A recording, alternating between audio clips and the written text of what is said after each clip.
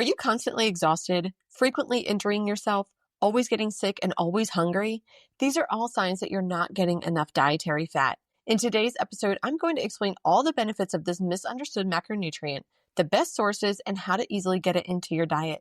If you're ready to boost your performance and are ready to stop feeling like you're starving all day, you'll want to listen to today's episode. So grab something to take notes with and let's go. Tired of feeling exhausted after training? Confused about how to fuel your body without all the food rules? Welcome to Female Sports Nutrition, where I'll help you fuel strong, build muscle, and perform your best, all while breaking free from diet culture. I'm Kristen, a sports dietitian, trainer, and Jesus lover, and I'm here to help you fuel with freedom. Lace up your shoes, grab that smoothie, and let's jump in. Are you ready to fuel your body, build muscle, and boost your performance without having to diet all at the same time? Are you looking for a tribe of positive, motivating, uplifting women that will help you when you're struggling? Join my Facebook group, Female Sports Nutrition. Inside, you'll get meal prep and meal planning hacks, sports nutrition guidance without selling your soul to diet culture, accountability, and a supportive group to share your wins with. What are you waiting for? Join the Female Sports Nutrition Facebook group and get a free gift while you're there. And don't forget to invite your girlfriends. Fat is probably one of those foods that most female athletes are afraid of when they are struggling with underfueling. So I'm going to talk to you about some of the myths that I have heard over the years, and we're going to bust some myths real quick. First is eating fat will make me fat. And the reality is that fat is not going to make you fat. Eating too many calories in excess of your energy expenditure will contribute to fat gain. But fat is not specifically going to make you fat. It is true that fat does contain more calories per gram than protein and carbohydrates do. But again, you have to eat your entire diet in excess in order to gain body fat. Number two is that fat is bad and I shouldn't eat it, or my diet isn't clean if I am including fat. Here's the deal. Fat is an essential macronutrient.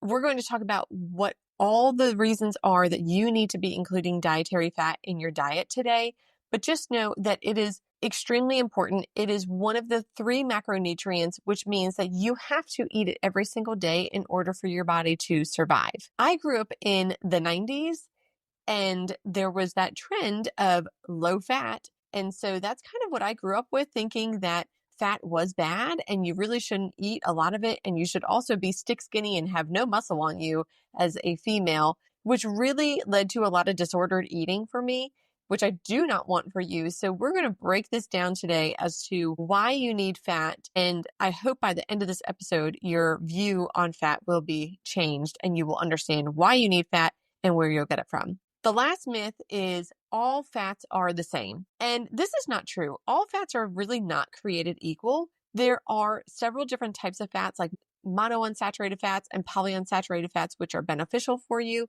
for your overall health and your athletic performance. Saturated fats and trans fats can contribute to health problems, but at the same time, having some saturated fat in your diet is a good thing. So we don't want to completely eliminate those types of fats in our diets.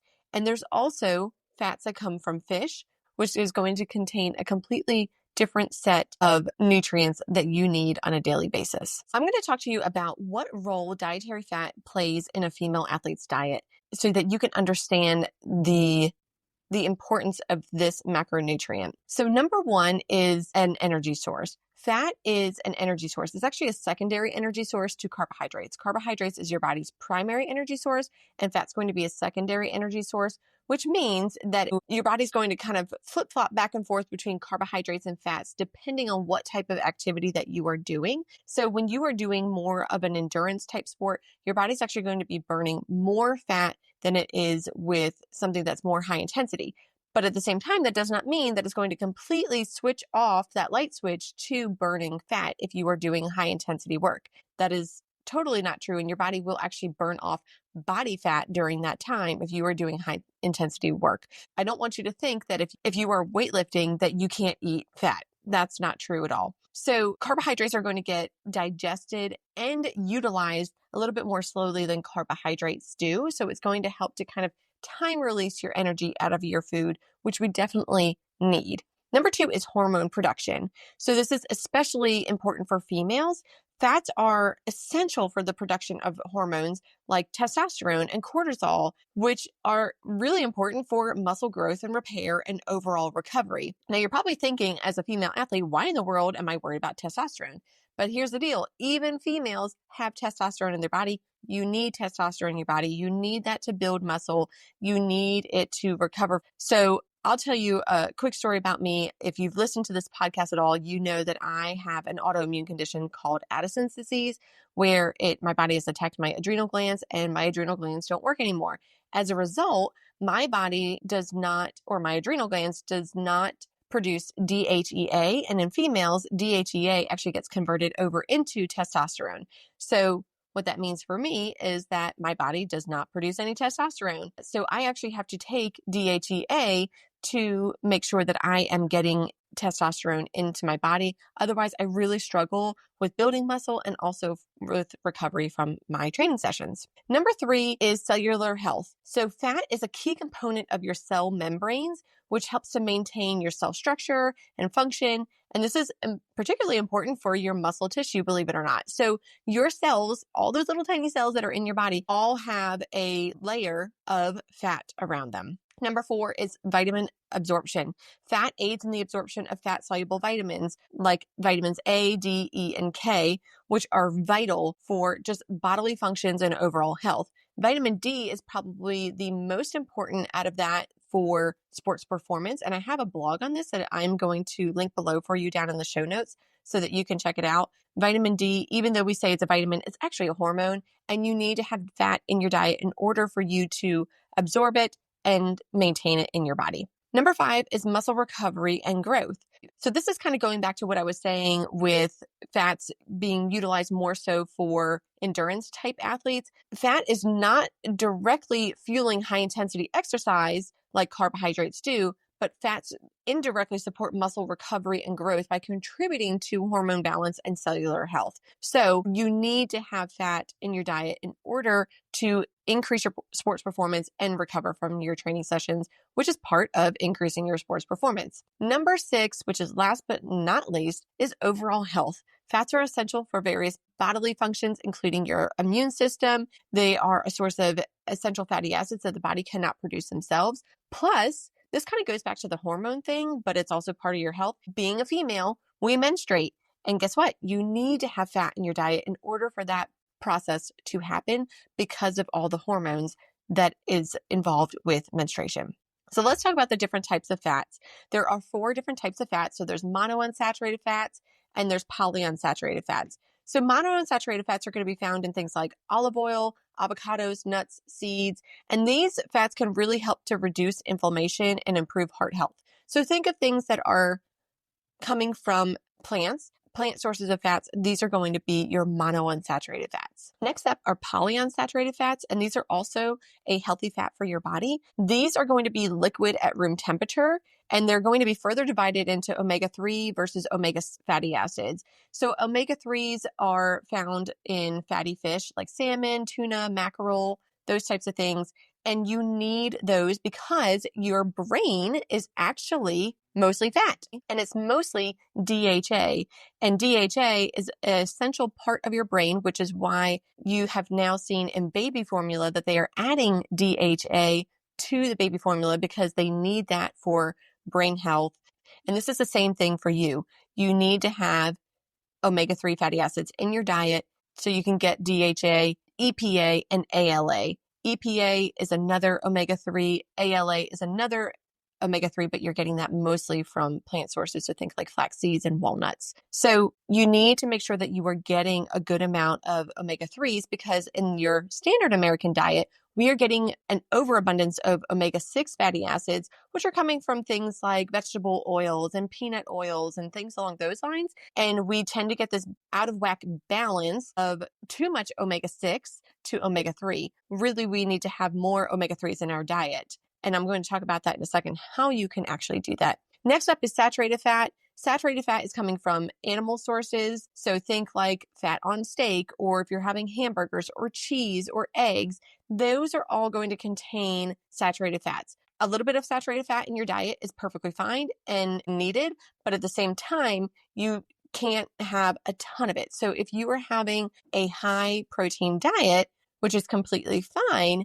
you want to make sure that you are not having the highest fat meats available. And you also want to make sure that you are not having your standard feedlot meats either. So what I mean by that is if you go to the grocery store and you just buy, regular pork or beef, something that is not pastured or grass-fed, you are going to get a much higher amount of saturated fat. Also, you're going to get a much higher amount of omega-6 fatty acids in your diet. Whereas if you were to have more grass-fed beef, pork, free-range eggs, pastured eggs, that type of thing, you're going to be getting more omega-3 fatty acids. Last up is trans fats, and trans fats are basically a man-made fat. It's by taking an oil that was liquid at room temperature at one point in time and then pumping a bunch of hydrogen ions in there so that it is now solid at room temperature. So think of things like Crisco. That is a perfect example of a trans fat. There has been, this whole movement over the past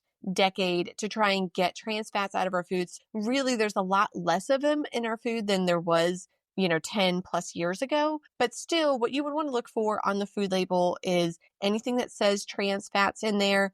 You don't want to eat those. Or if you see in the ingredient list hydrogenated oil or partially hydrogenated oil, it's still going to be trans fat, even if it says 0 grams on the food label. So these are going to be found in like prepackaged cakes and cookies, any type of like pastry. It used to be in French fries, but like I said, a lot of restaurants took that out. Just look at the food labels. Sometimes you'll be surprised that you'll find it in there.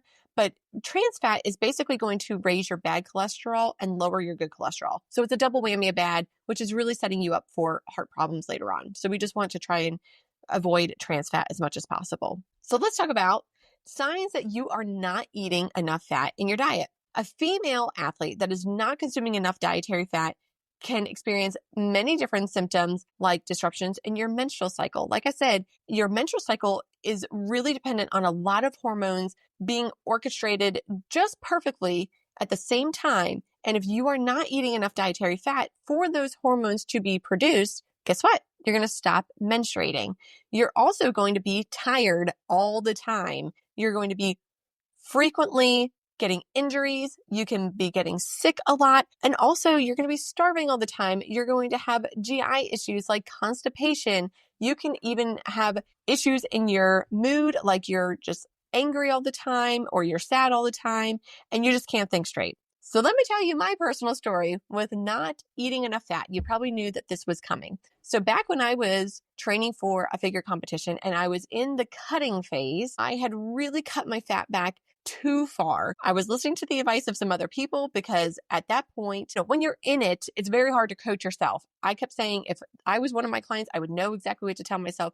But when you're in it, it's very hard to see the forest through the trees and you wind up making all types of mistakes, which is why I highly suggest hiring a sports dietitian while you are training for something or you are trying to reach a certain goal, because it's very hard to guide yourself and make decisions that are based off of facts and not just emotions. So back when I was training for my figure competition and I was in the cutting phase, like I said, I had kept my fat back way too far and I was an angry person. I was very angry all the time. I would walk into work and I would just go, ugh. I remember one time I was at the gym, I was at the squat rack and I was actually crying with my arm on the squat rack because I was just so tired and I was hungry and I was just an emotional wreck. I was not getting my period then. I was having a lot of GI issues. I was constantly bloated and my stomach just did not feel good. And did I say that I was tired? Because I was really tired. I was also not sleeping well at night because I was really in that whole world of Red S. And you can easily get into Red S, which is relative energy deficiency in sport, when you're not eating enough fat. If you don't know anything about Red S, I'm going to link the podcast episode for you below in the show notes. And also Red S can lead to female athlete triad. And if you don't know what female athlete triad is, I'm going to link the podcast episode below for you in the show notes so you can check that out. Those are two very dangerous things for a female athlete. It's really going to start to ruin your health and your performance is just going to tank. So If you are experiencing any of these things, you really want to start looking at your dietary fat intake and make sure that you are getting enough of it. So let's talk about ways that you can ensure that you are getting in enough dietary fat over the course of the day. So I've talked before about plate models of how to balance your plate based off of what your activity level is. So if you are in an easy training day or you are on an off day, when I say an easy training day, I mean like 30 minutes or less, or it's, you're just going for a walk or doing yoga or something like that, or you're having an off day. You want to stick with 1 to 2 teaspoons of added fat per meal or snack. So some examples that you could do is just cook your chicken in some olive oil, or eat some cheese as part of your snack, or have a couple nuts on top of your yogurt. That would be fine. On a moderate training day, so this is where you're going to be exercising an hour or more, this is where you're going to add in 1 to 1.5 tablespoons of added fat per meal or snack. So some examples would be to have a handful of nuts with your snack, pour some full-fat salad dressing on your salad, top your sandwich with 1/4 of an avocado, those types of things. Those are all going to help you to get in enough fat over the course of the day. On a high training day, you want to incorporate more like 2 tablespoons or more of added fat per meal or snack. So some examples are to add some avocado to your smoothie, like 1/2 of an avocado would be good. Have some salmon for dinner, put 2 tablespoons of grass-fed butter on your potato, eat chia seed pudding for breakfast. You get the idea. So one of the things that I talked about briefly was your feedlot meats versus pastured meats or grass-fed meats. And I really want to just talk about this a little bit more because this is really important. If you can afford to buy any meat that is pastured or grass-fed, and especially if you know the farmer, that is going to be the preferred option because it's going to contain less saturated fat, less cholesterol, less calories, even though you're not actually getting cholesterol from dietary cholesterol. It's going to contain less saturated fat and less calories. Plus, it's going to contain more omega-3s and it's going to have more vitamins and minerals in it. So if you can afford to buy grass-fed meat or pastured meat or, free-range eggs that are truly out on pasture, I would highly suggest doing that. Or if you can even have chickens where you live, go ahead and do that. That's a great way to get in some healthy fats into your diet. So I really hope that this episode has changed your view on dietary fats, especially if you have been restricting them. I hope you can see how important that they are. And if you have a girlfriend that is struggling with this, please invite them to my Facebook group, Female Sports Nutrition, and the link is below for you in the show notes. Hey friend, if this podcast inspired you, encouraged you, or changed you, I would love for you to leave me a review and share it with a girlfriend who will find it helpful or inspiring. That is the best way you can thank me and help me share my knowledge so I can help more people just like you. I'm so thankful that you spent this time with me today, and I'd love to connect with you. Join my Facebook group, Female Sports Nutrition, or send me a DM on Instagram, or hop on over to my website, elitenutritionperformance.com. I'll see you back here next week.